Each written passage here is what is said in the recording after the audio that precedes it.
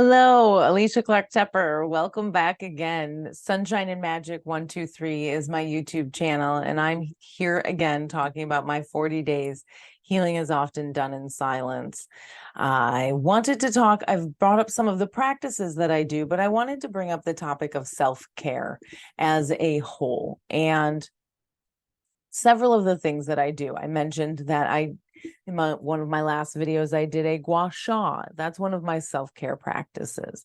I do that probably 2 to 3 times a week. If you wanted to receive the benefits of that as you're going out, you could do it every day if you choose. I just don't necessarily have the time to do that every day. And the other practice was grounding that I spoke about, and that's something that you can do every day. I also thoroughly enjoy when it's raining to take my shoes off and go outside intentionally into the rain. And if it's thunderstorming, as long as it's not a really bad one or in some severe weather, I enjoy heading out into that thunderstorm, and you get to actually inhale those new electromagnetic frequencies that lightning sent down, and that has its own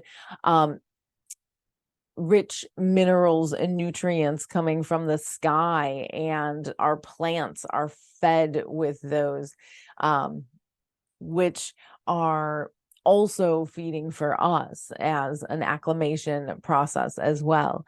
Other self-care practices, I do meditate.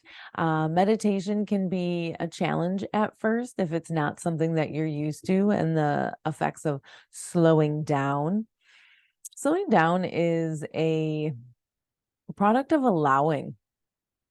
It's a product of changing your perception and your mindset on what it is, the difference of doing and manifesting. And so when you look at the idea of doing, by always doing something and never slowing down, you never allow yourself the time to integrate. You hardly allow yourself the time to heal, and then you definitely don't allow yourself the time to receive new messages. When you slow down, allow yourself time to just sit in silence, or as close to silence as you can get. I know some moms with young children do not receive that silence very often, but allowing yourself to just sit. And that's part of where the grounding comes in. If you can get out into nature, as I mentioned before, sitting underneath a tree and having the connection with the tree, to hug the tree, if you have a garden, to sit in your garden as you are gardening, putting your hands into the earth. There is nothing better in grounding than actually having your hands in the earth, working that soil, and feeling the rewards of that effort. The other self-care practices, I do enjoy pulling oracle cards or tarot cards. They are enriching in clarifying and trying to receive a message when you feel like you're just unable to come up with the answer, or you're just needing a little nudge in a direction. Oracle cards are wonderful. If you receive a deck of oracle cards or purchase a deck of oracle cards that you do not find that you resonate with, you can always pass them on to someone else, or give them away in a raffle of some sort, and someone else resonates with them. I always find that happens, and the right person will connect with them. Another thing that you can do in terms of self-care are baths, and to take that bath to the next level, an Epsom salt bath. That is a fantastic way to bring in minerals and nutrients. Our bodies are oftentimes deprived of one of the main minerals that we need, which is magnesium. And when we soak in an Epsom salts bath, that is a direct soaking in of that magnesium through our skin and allowing each of our cells to receive the benefits of that. That's why those are so wonderful for us in terms of self-care as well as in healing and feeling better, because again, each one of our cells needs magnesium in order to survive and thrive every single day. More self-care practices. Putting my phone on do not disturb after 8 o'clock at night. I don't always keep it on do not disturb, but by having it on do not disturb after 8 p.m. at night, that is the time where I am no longer open. And I have certain phone numbers that are allowed through my parents, my sister, my husband, but after that, it's my choice to take them or not. And it has helped me to erect healthy boundaries in that state and stance. More self-care would be making sure that I was having fruits with my vegetables. Those are some self-care practices. And another one would be to make sure to offer some variety in the foods that you eat, in the colors. So if you can add in rainbow colors of your food, that helps you to heal certain chakras on different levels, and that can be a form of self-care. Sometimes baking.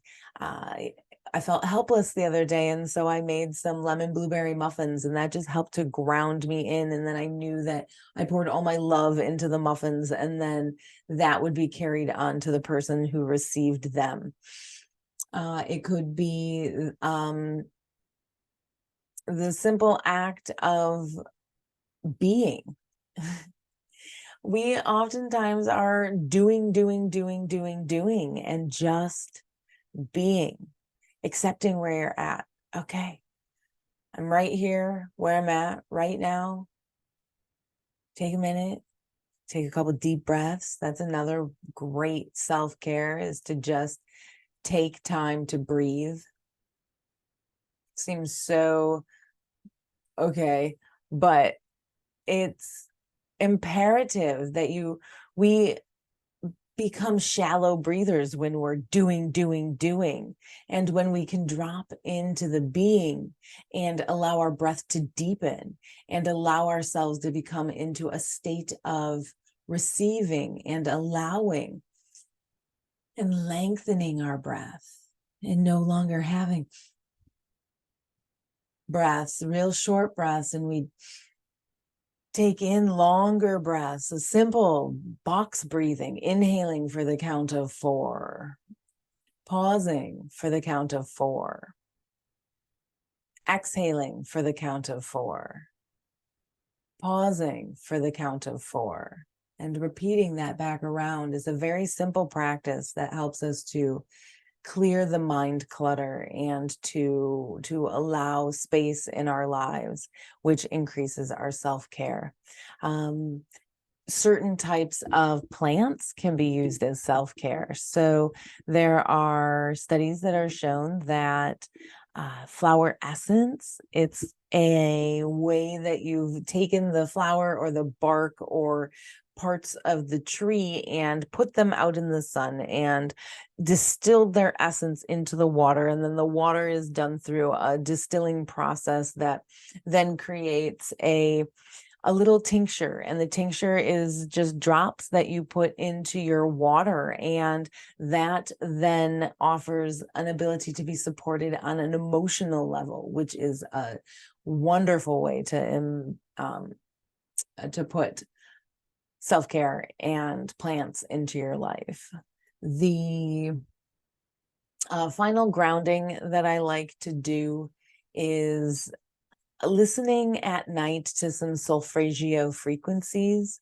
So that allows the reset of our body. And if you can tune into that instead of the TV for the half hour or so before you go to bed, Each one of the solfeggio frequencies are tuned into a different megahertz, but they work to help heal our body on a frequency level, on a resonance level, on a vibrational level that is done with unbeknownst to us in a physical state. And so I would encourage you to look those up on YouTube.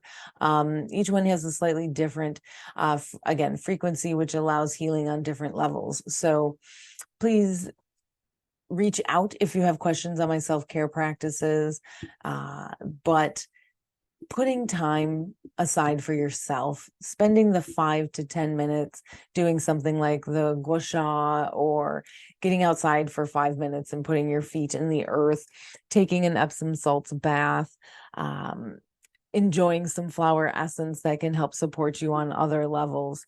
They all work, and there's so many more other practices that you can do.